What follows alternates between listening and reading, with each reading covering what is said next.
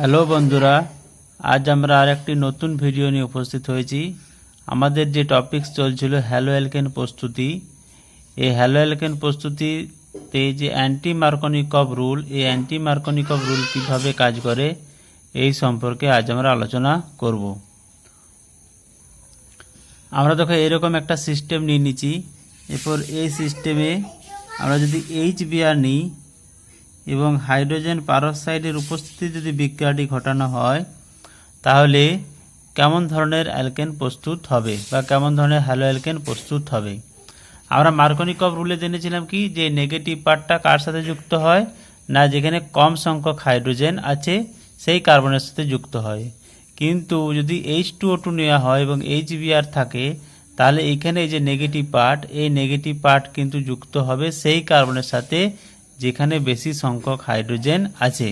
অর্থাৎ এখানে আমরা প্রোডাক্ট কি পাবো না, CH3 CH CH2, এই কার্বনের সাথে বেশি সংখ্যক হাইড্রোজেন আছে, তাহলে এইখানে নেগেটিভ পার্টটা যুক্ত হবে আর এইখানে হাইড্রোজেন। তাহলে এই বিক্রিয়া আমরা এইটা পাবো হচ্ছে যে মেজর প্রোডাক্ট। তাহলে দেখো এটা কি হচ্ছে, এটা মার্কনিকভ যে রুল, সেই মার্কনিকভ রুলের বিপরীতে হচ্ছে, সেই জন্য এটাকে কি বলা হচ্ছে অ্যান্টি মার্কনিকভ রুল। এরপরে আমরা কি করব, এরপরে হচ্ছে আমরা যে বিক্রিয়ার যে মেকানিজম, সেই মেকানিজমটাকে খুব ভালোভাবে শিখব। দেখো এখানে কি হয়, এখানে প্রথমে এই যে HBr আর H2O2 আছে, তাহলে এখানে এই H2O2 এটাকে আমরা এইভাবে লিখছি H2O2। এই H2O2 in presence of light বা হিট, H নিউ বা হিট, এর উপস্থিতিতে কি হয়, এর উপস্থিতিতে এই বন্ডটা ভেঙে যাবে। এই বন্ডটা ভেঙে কি তৈরি করবে, OH dot plus OH dot, অর্থাৎ ফ্রি রেডিক্যাল তৈরি করবে। পরের ধাপে কি হবে, পরের ধাপে এই OH ডট কি করবে, এখানে HBr যে আছে, এই HBr কি করবে, এর সাথে হাইড্রোজেনটাকে নেবে আর এখানে বিআরকে বের করবে, দিয়ে তৈরি করছে কি H2O প্লাস Br ডট। অর্থাৎ আমরা এইখানে এই যে বিক্রিয়াটা, এইখানে আমাদের তৈরি হচ্ছে কি ব্রোমিন ফ্রি রেডিক্যাল তৈরি হচ্ছে। এর পরের ধাপে কি হবে, এবার দেখো এই যে Br ডট তৈরি হচ্ছে, এই Br ডট বিক্রিয়াটিকে দুটো পথে বিক্রিয়াটাকে ফলো করতে পারে। একে কি হতে, এই Br ডট এই কার্বনে অ্যাটাক করতে পারে বা এই কার্বনেও অ্যাটাক করতে পারে। এরপর আমরা দেখে নেব, ধরো এই কার্বনে অ্যাটাক করলো, তার এখন কী হবে, এইখানে ফ্রি রেডিক্যালটা তৈরি হবে। ধরো এটা আমরা নাম দিচ্ছি পাথ এ। তাহলে পাথ এতে আমরা কি পাবো, CH3 CH dot CH2 Br। আর যদি পাথ বি ফলো করে, পাথ বি ফলো করলে কি পাবো আমরা, Br ডট কি করবে, এই কার্বনের সাথে অ্যাটাক করবে আর এইখানে ফ্রি রেডিক্যাল তৈরি করবে।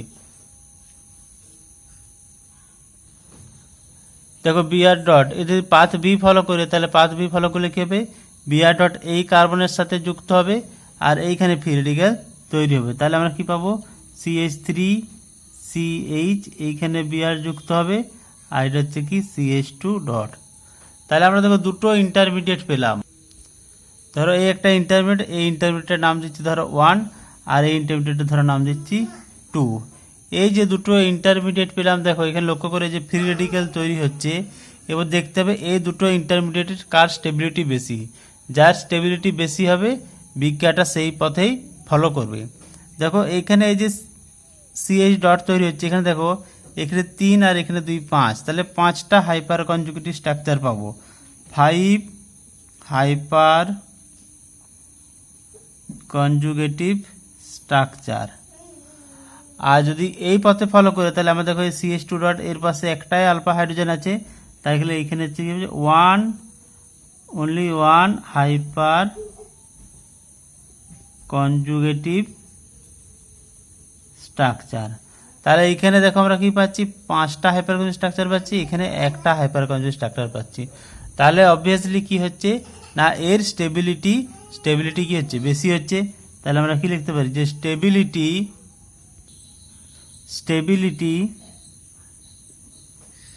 কি হচ্ছে, 1 নাম্বার ইন্টারমিডিয়েটের বেশি হচ্ছে 2 নাম্বারের চেয়ে। তাহলে বিক্রিয়াটা কী করবে, বিক্রিয়াটা পাথ এ ফলো করবে।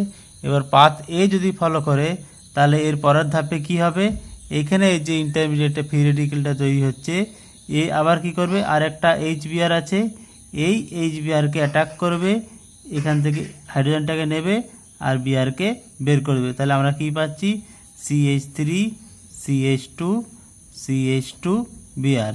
এটা কি হবে, এটা হবে মেজর প্রোডাক্ট। আর এই পথে যে আমরা প্রোডাক্টটা পাবো, এটা পাবো হচ্ছে কি মাইনর প্রোডাক্ট। এখানে কি হবে, এখানে একইভাবে এই যে তৈরি হচ্ছে যেটা CH3 CH Br CH2 dot, এও কি করবে, একটা HBr এর সাথে অ্যাটাক করবে, এখানে হাইড্রোজেনটাকে নেবে, এদিক থেকে ব্রোমিনকে কী করবে, ব্রোমিনকে বের করে দেবে। তাহলে এখানে আমরা কী পাবো, CH3 CH3 Br। এটা কি হবে, এটা হবে মাইনর প্রোডাক্ট। তাহলে এখানে এটা পাচ্ছি আমরা মেজর প্রোডাক্ট, আর এটা হচ্ছে কি মাইনর প্রোডাক্ট। তাহলে এখানে যে বিক্রিয়াটা হচ্ছে এটা কি অ্যান্টি মার্কনিকভ রুল অনুযায়ী হচ্ছে। আমরা এটা যদি হতো, এটা হচ্ছে মার্কনিকভ প্রোডাক্ট হতো, আর এটা কি হচ্ছে, এটা হচ্ছে অ্যান্টি মার্কনিকভ প্রোডাক্ট। তাহলে তোমাদেরকে মনে রাখতে হবে যে যখন HBr বা H2O2 দেওয়া হবে হাইড্রোজেন পারক্সাইড, তখন বিক্রিয়াটা কি করবে, তখন বিক্রিয়াটা এখানে যে নেগেটিভ পার্ট, সেই নেগেটিভ পার্ট বেশি সংখ্যক হাইড্রোজেনযুক্ত কার্বনের সাথে যুক্ত হবে। অর্থাৎ এটা বা মেজর প্রোডাক্ট, এটা হচ্ছে কি অ্যান্টি মার্কনিকভ রুল অনুযায়ী হচ্ছে। এই যে ঘটনাটা, এই দিস এফেক্ট ইজ কল্ড, এই পুরো এফেক্টটাকে কি বলা হয়, this effect is called peroxide effect. আরেকবার বলছি, এফেক্টটাকে কি বলা হয়, পারক্সাইড এফেক্ট। আজকে এই পর্যন্তই, দেখা হচ্ছে পরবর্তী ভিডিওতে।